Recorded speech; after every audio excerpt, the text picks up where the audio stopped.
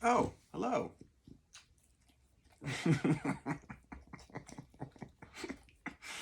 And welcome to Nerd. And welcome to another Today's Decay, where we're celebrating births and beginnings of everything important since the dawn of time. It is December 17th, and here are all the dates that really right.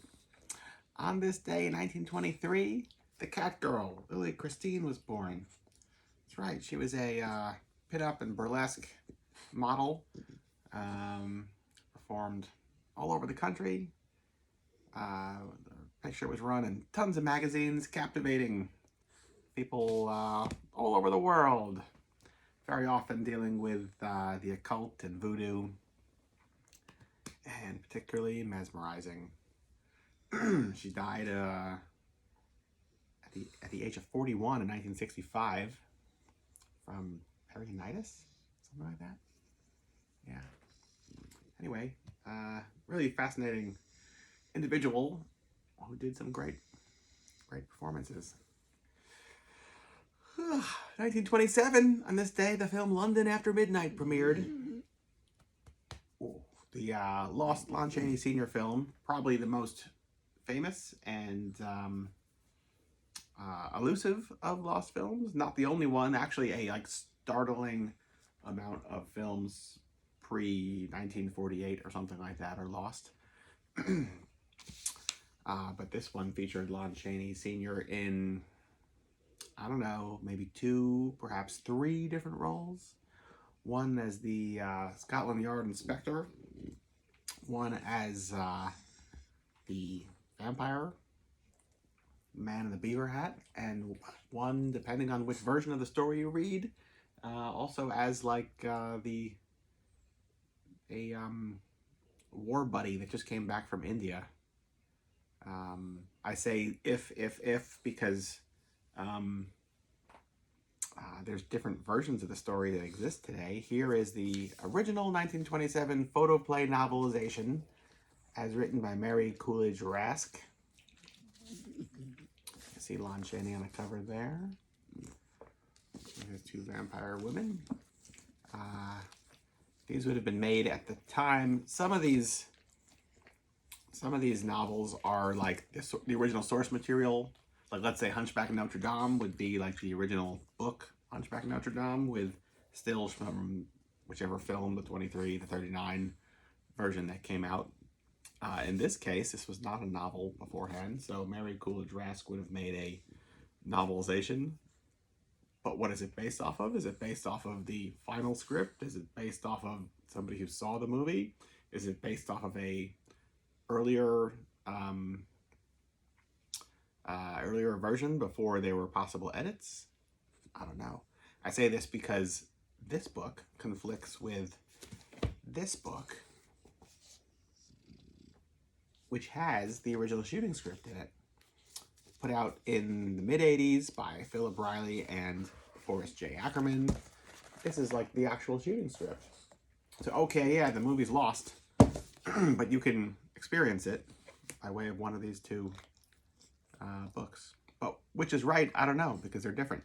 So Phantom Creep Theater, our horror host spook show troupe, did a live stage play combining both elements. So that way it was like, let's say the director's cut version. So we did a live stage play with projected intertitles and like the actors were all like pantomiming as if they were silent movie stars themselves, which maybe they are. I don't know, maybe. Yeah. So when was that? 10 years ago? A little while ago. Good time. And people say that if this movie was ever found, it wouldn't be, it'd be particularly underwhelming or almost like a comedy, because supposedly the Lon Chaney's vampire character walked in a way that shortly thereafter Groucho Marx parodied, and that like modern audiences would just think of like Groucho Marx and Duck Soup or something like that, and the way he's like crouching around. I don't know. I'd love to find out myself. Maybe, maybe not. Yeah. But again, it's a movie that he doesn't play an actual monster. He's It's very similar to Mark of the Vampire, the Bela Lugosi, Carol Borland film, where it's pretty much a Scooby-Doo episode. Yeah.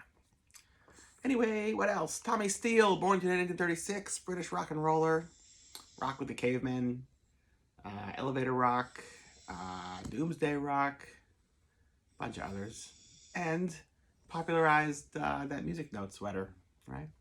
I love that. Yeah. And 1957, on this day, Curse of the Demon premiered. Jacques Tourneur, Dana Andrews, released as Night of the Demon in England and Europe, I believe, but Curse of the Demon here in America. It's a fantastic film. Jacques Tourneur, the director, had worked with Val Lewton a decade earlier on a series of his horror pictures, and I would say this is one of those films that like brought the Val Lewton school into the 1950s and beyond by taking storytelling processes that Val Lewton really championed, mainly for the sake of not having the money to do something bigger and more elaborate. But it is really impactful and works. So yeah, Curse the Demon, one of the best movies out there, right? Eva!